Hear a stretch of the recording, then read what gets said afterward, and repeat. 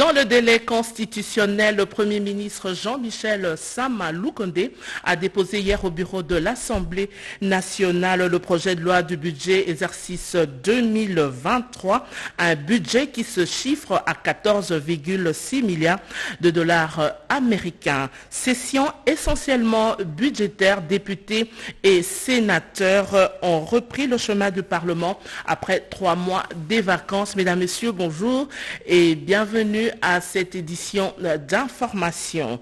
Le président angolais João Lourenço a été investi hier jeudi pour un second mandat. Plusieurs chefs d'État ont rehaussé de leur présence à cette cérémonie, parmi lesquels le chef de l'État congolais Félix Antoine Tshisekedi Tshilombo.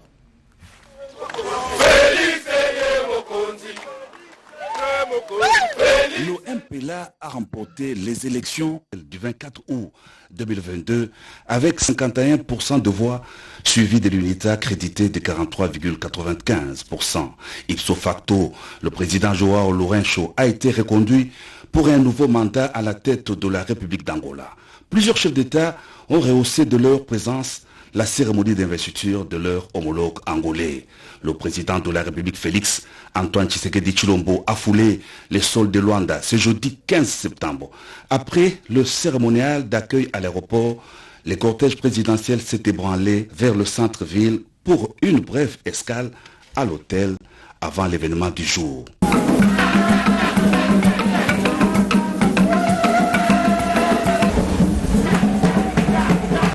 À la place de la République à Luanda, il est 11h10. Sous un grand soleil, le protocole d'État annonce l'arrivée des chefs d'État et des différents autres invités d'Omark. Le président Félix Antoine Tshisekedi Tshilombo, président en exercice de la CEAC et de la SADC, est installé à la tribune d'honneur, entouré de ses pairs, le chef d'État qui ont effectué les déplacements de Luanda. Le président réélu arrive sur les lieux de la cérémonie sous des salves d'applaudissements de l'assistance et c'est le début du déroulé de la grande cérémonie. Tout commence par une pensée pieuse en mémoire de feu l'ancien président José Eduardo dos Santos. Aussitôt après, João Lourenço a été investi comme président de l'Angola par la Cour constitutionnelle pour un nouveau mandat de 5 ans. C'était ensuite au tour de Madame Esperança da Costa de prêter à son tour serment en tant que vice-présidente de la République d'Angola. Dans son discours d'investiture, le président réélu a réitéré son engagement de respecter la Constitution de la République, de promouvoir l'unité de la nation, la paix, la démocratie et le progrès social pour tous les Angolais. Le président João Lourenço a salué le patriotisme et le civisme de la population et le MPLA pour sa réélection. Il a promis la poursuite des grands projets d'infrastructure avec la construction des aéroports, des ports et centrales hydroélectriques, l'amélioration des conditions de vie des jeunes, l'augmentation des exportations et la stabilisation de l'économie nationale. Le président João Lourenço est aussi le président en exercice de la CIRGL. Rentrée parlementaire, je le disais tantôt, hier dans les 2 chambres du Parlement. À la chambre basse, les élus du peuple ont assisté à la cérémonie solennelle de cette session essentiellement budgétaire, cérémonie marquée par les discours du président de l'Assemblée nationale, Christophe Mbosoko Diapwanga. Elle s'est ouverte la session budgétaire de septembre 2022. Un seul point est inscrit à l'ordre du jour, les discours du président de l'Assemblée nationale. Christophe Mbosoko Diapwanga n'a éludé aucun détail. De l'agression de la République démocratique du Congo par le M23 soutenu par le Rwanda pour la déstabilisation de la partie est de la RDC, en passant par le conflit Tekeyaka dans le territoire de Kwamut, le speaker de la chambre basse du Parlement a tapé du poing sur la table.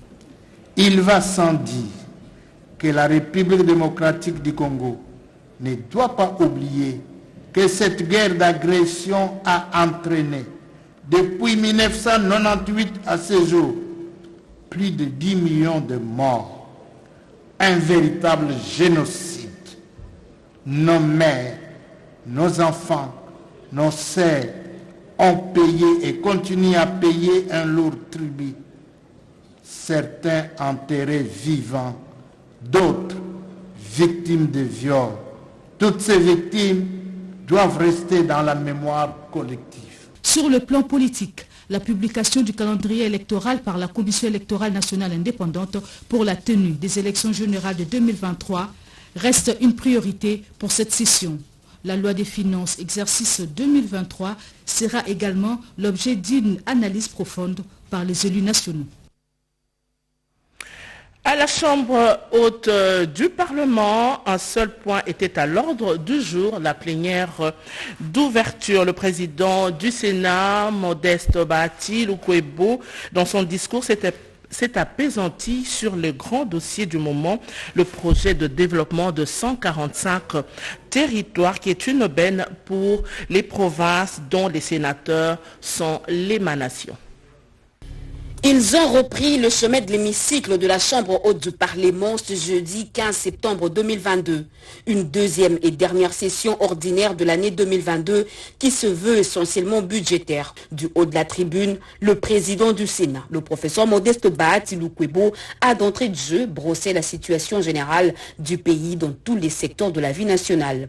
De la situation sécuritaire, la politique en passant par l'économie et pour chuter sur le social et l'environnement. Le speaker du Sénat, Modeste Bahati Lukwebo, a salué à juste titre les efforts fournis par le chef de l'État, Félix Antoine Tshisekedi Tshilombo, pour améliorer les conditions de vie de la population congolaise, tout en formulant quelques recommandations au gouvernement pour matérialiser la vision du président de la République. Au chapitre de la sécurité, le président du Sénat a exhorté le peuple Yaka et Teke à enterrer la hache de guerre pour une bonne cohabitation et à s'unir derrière le chef de l'État.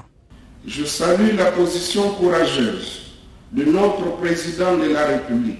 N'a pas usé de la langue de bois pour dénoncer nommément le Rwanda comme pays agresseur sous couvert des marionnettes du M23. Un tel acte de courage ne peut que susciter notre administration et notre soutien total vis-à-vis de sa politique. Et j'invite donc le peuple congolais à s'unir derrière le commandant suprême des forces armées et de la police nationale congolaise pour bouter l'ennemi hors de notre territoire. En tant qu'émanation des provinces, le Sénat garde une attention particulière sur le développement de ces dernières. Le président du Sénat saisit donc cette occasion pour lancer un appel patriotique au gouvernement afin d'accélérer l'exécution du méga-programme du chef de l'État sur le développement de 145 territoires pour éviter que les projets déjà votés tombent en annulation. Elle est certes budgétaire, mais cette session ouverte sera aussi l'occasion pour le Sénat de se pencher sur les arriérés législatifs, parmi lesquels les projets et propositions de loi.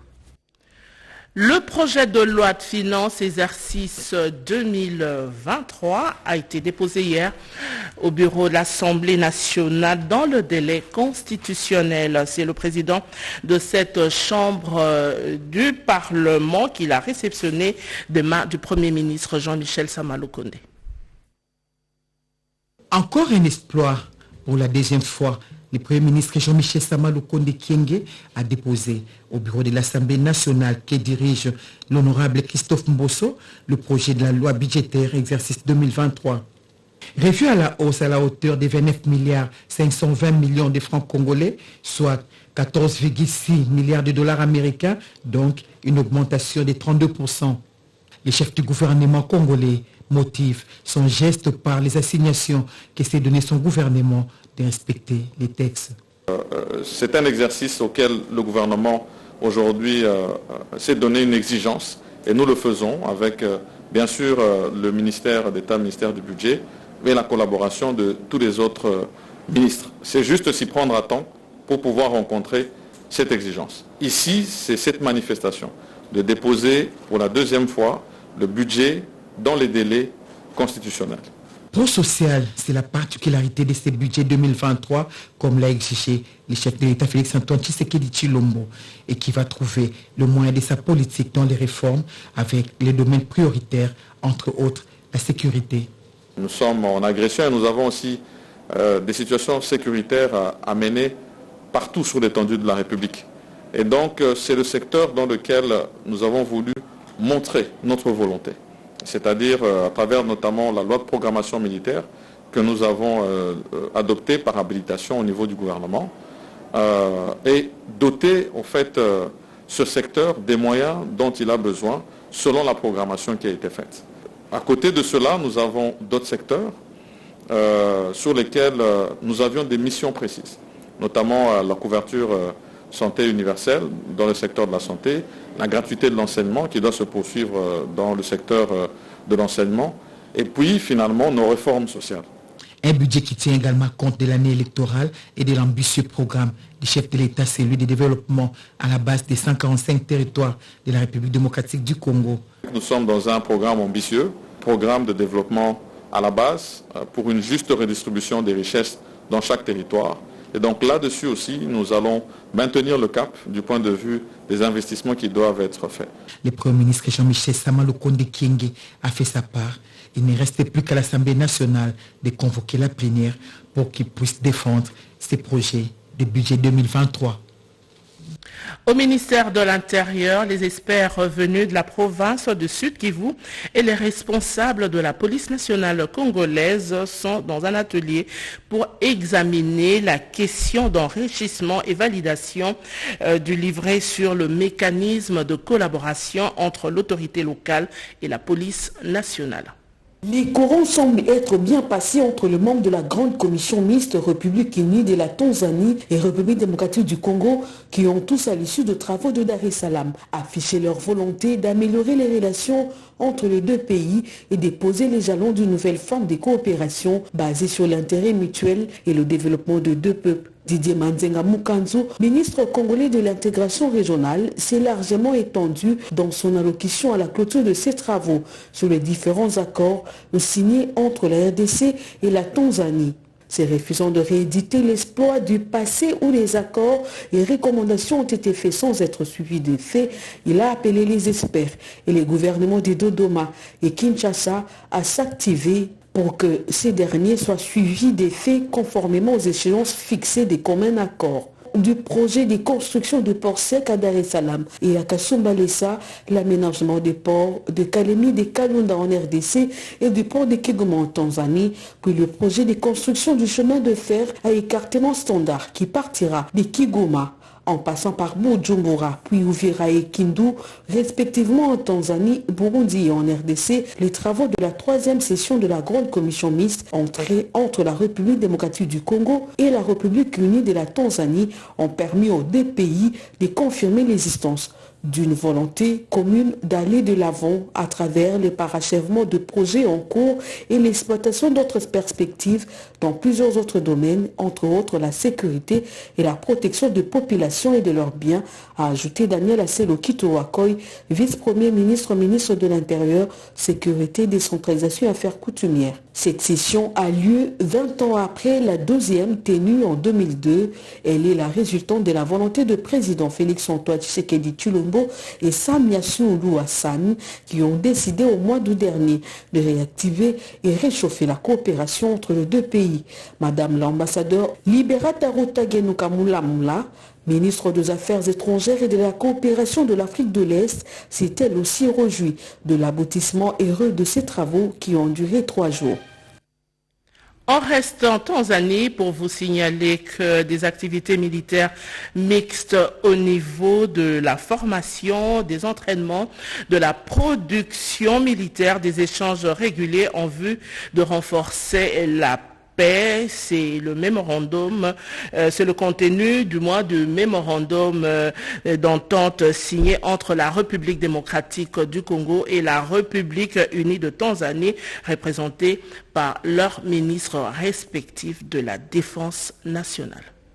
Cette grande commission mixte République unie de Tanzanie et République démocratique du Congo tenue à Dar es Salaam a été une occasion pour ces deux pays frères et amis de redynamiser leur coopération bilatérale dans plusieurs domaines, notamment dans le secteur de la défense. 20 ans après l'interruption de la grande commission mixte congolo-tanzanienne, un mémorandum d'entente de défense vient d'être signé entre la ministre tanzanienne de la Défense Stergomena Lawrence Tax et le ministre ministre de la Défense nationale et ancien combattant de la RDC, le docteur Gilbert Kabanda Kourenga, qui explique les contenus de ce protocole d'entente. Il s'agit essentiellement d'activités militaires au niveau de la formation, au niveau de la coopération, au niveau des entraînements, au niveau de tout ce qui est production militaire, etc. Donc la vie militaire en général, entre les deux armées, des échanges réguliers pour que nous puissions nous renforcer, pour renforcer aussi la paix dans notre sous-région de l'Afrique centrale et de l'Afrique de l'Est. La Tanzanie a un contingent important des troupes qui combattent dans l'est de la RDC, plus précisément dans la province du Nord Kivu, dans le cadre de la MONUSCO. Pour le patron de l'outil des défenses, le renforcement et la redynamisation de cette coopération vont à coup sûr impacter sur les performances de l'unité de la Tanzanie qui appuie les FARDC dans la traque des ADF et des autres groupes armés dans l'est de la RDC. Rencontre hier entre le ministre de la Communication et Médias, le directeur général intérimaire de la RTNC et le banc syndical de ce média public. Il était question d'harmoniser les vues sur certaines questions liées au climat social au sein de la RTNC. De convivialité, le ministre de la Communication et de Médias, porte-parole du gouvernement, a rappelé aux syndicalistes l'attitude qui doit afficher tout le personnel de la RTNC à chaque fois qu'ils reçoivent une personnalité politique ou autre au sein de leur installation ou encore à chaque fois qu'il y a un événement qui concerne un de leurs. Présentons nos excuses au président de la République, au Premier ministre et à tout le gouvernement, ainsi qu'à l'ensemble du peuple congolais pour les spectacles désolant que nous avons offert hier, parce que la RTNC, comme nous disons, c'est le vecteur de l'unité nationale. Nous devons professer sur la RTNC que des idéaux de paix, d'unité.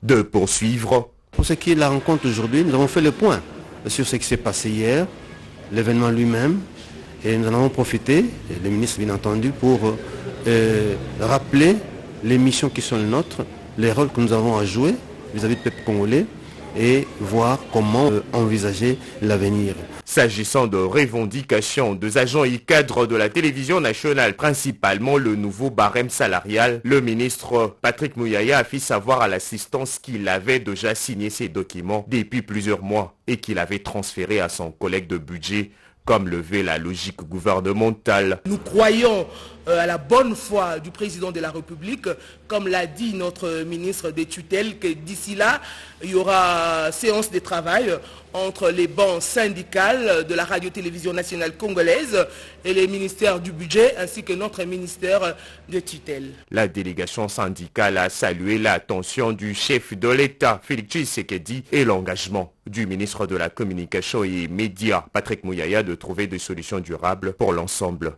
du personnel de la RTNC. À la Commission électorale nationale indépendante, le président de cette institution d'appui à la démocratie a visité le nouveau dépôt où seront stockés le matériel de vote. À un an de la tenue des élections générales en République démocratique du Congo, la préparation avance. En prévision de l'arrivée imminente des kits d'enrôlement des électeurs et des matériels connexes, ce jeudi 15 septembre 2022, le président de la Commission électorale nationale indépendante a visité le nouvel entrepôt acquis situé au quartier Kingabwa dans la commune de Limete. Denis Kadima Kazadi était accompagné du rapporteur de la CENI, Mme Patricia Ntiyamoulela, de la questeur adjoint, Mme Sylvie Birembano, et du directeur de la logistique, M. Hilaire Kambale. Ce nouvel espace d'une superficie globale de 25 865 mètres carrés qui servira d'entrepôt dispose de 3 bâtiments de 15 665, 9 200 et 1000 mètres carrés, avec une capacité de stockage de 13 150 mètres cubes repartis en 4 900, 3 550, 3 700 et 1000 mètres cubes. Le nouveau local aura l'avantage de désengorger celui situé aux abords de l'aéroport de Ndili. Des nouvelles compétences pour les inspecteurs et vérificateurs des régies financières sont toujours de bon augure pour la mobilisation de recettes. Le ministre des Finances, Nicolas Kazadi, a ouvert le séminaire de formation de ses agents et cadres sur la comptabilité OHADA pour une durée de 5 jours.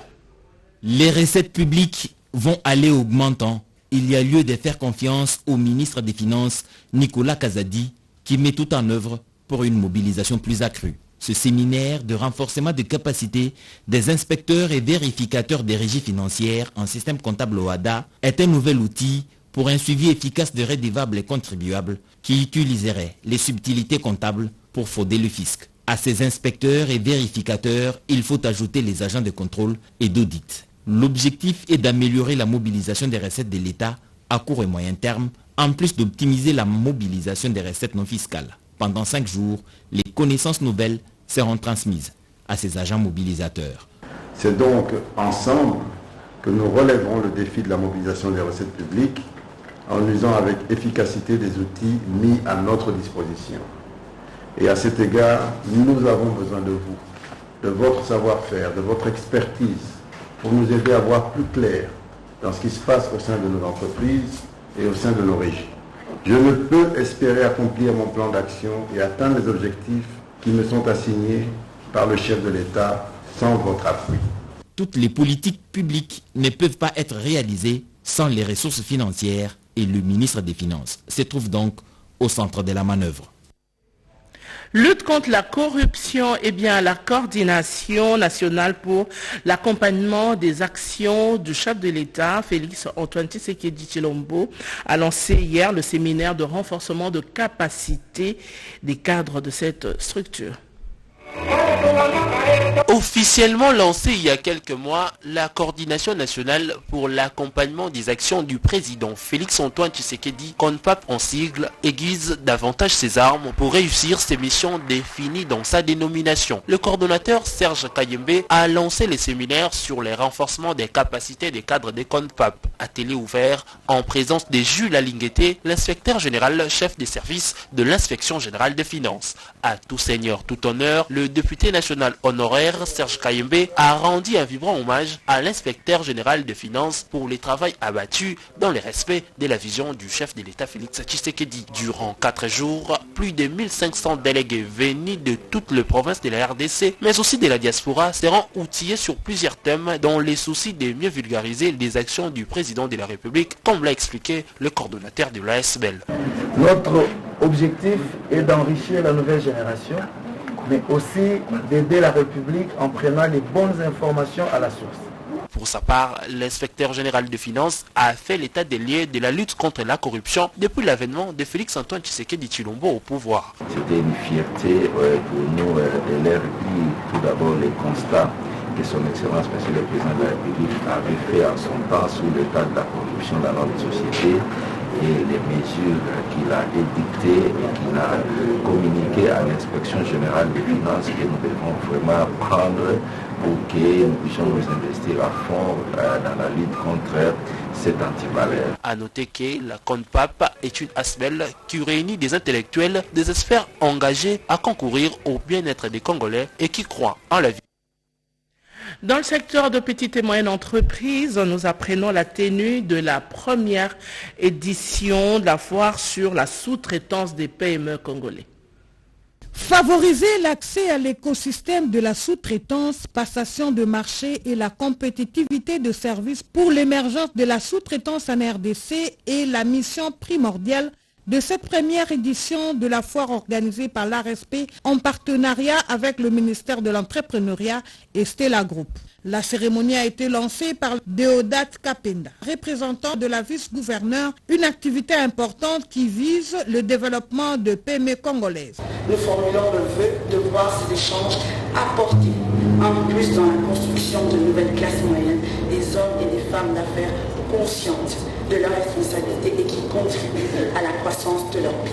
La nécessité de la mise en œuvre de la loi sur la sous-traitance s'avère indispensable, a indiqué le DGA de l'ARSP. C'est dans ce cadre qu'il convient, à juste titre, de saluer toutes les initiatives du gouvernement congolais, sous le leadership de son Excellence M. Félix Antoine Tshisekedi Tshilombo, président de la République, chef de l'État, qui ne ménage aucun effort dans son engagement pour l'émergence d'une classe moyenne congolaise. Cette foire est un rendez-vous d'exposition et d'échange entre demandeurs et fournisseurs de services, raison de plus de cette visite de stand. Cette activité entre dans le cadre de l'émergence de l'économie congolaise sous l'impulsion du chef de l'État, Félix Antoine Tshisekedi. Après 2 semaines de la rentrée scolaire, l'élu du Mont-en-Bas, Pierre Kangoudia, a remis des kits scolaires à sa base.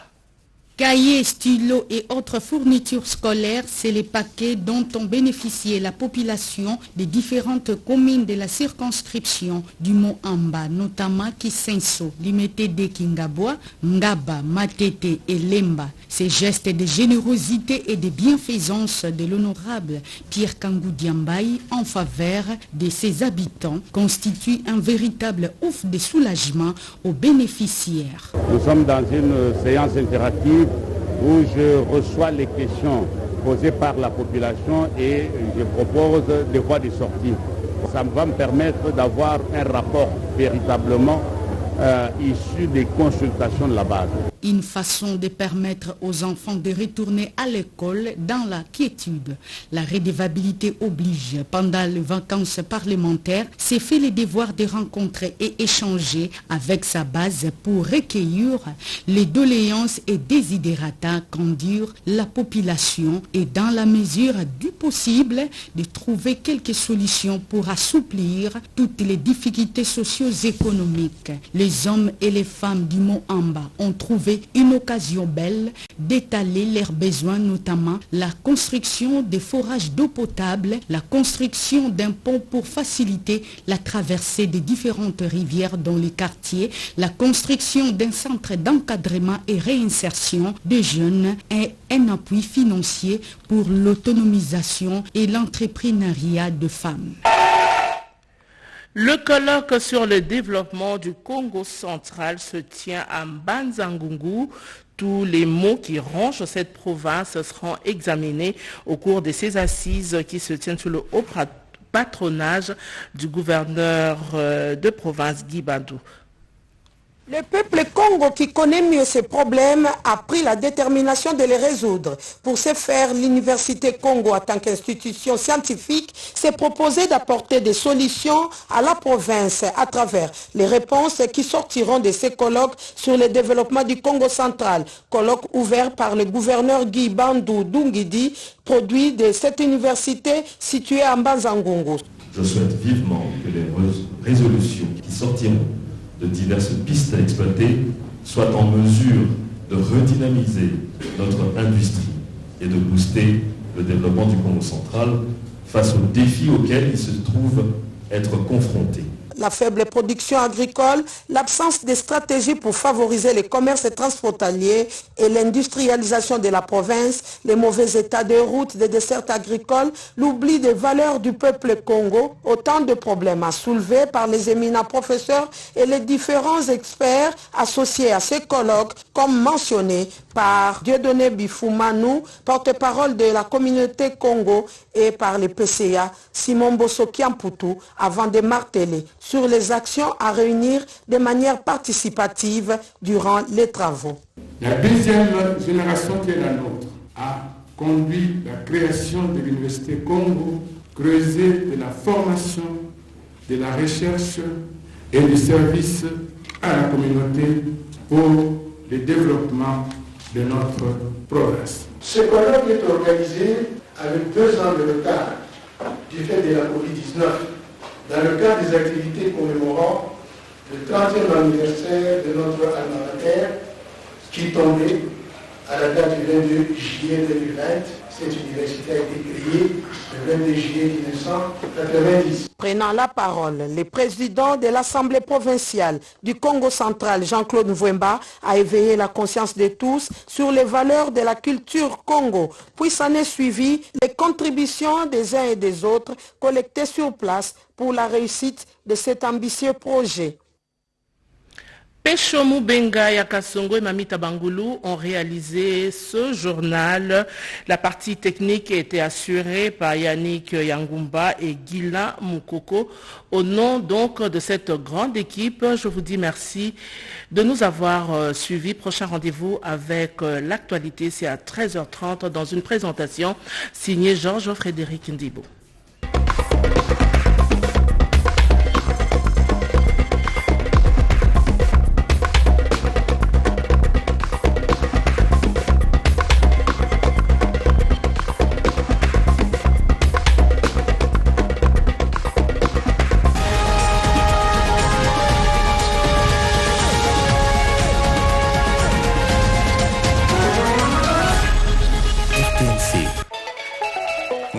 Nazali mutu ya esengo nalingaka kokabola énergie na ngai.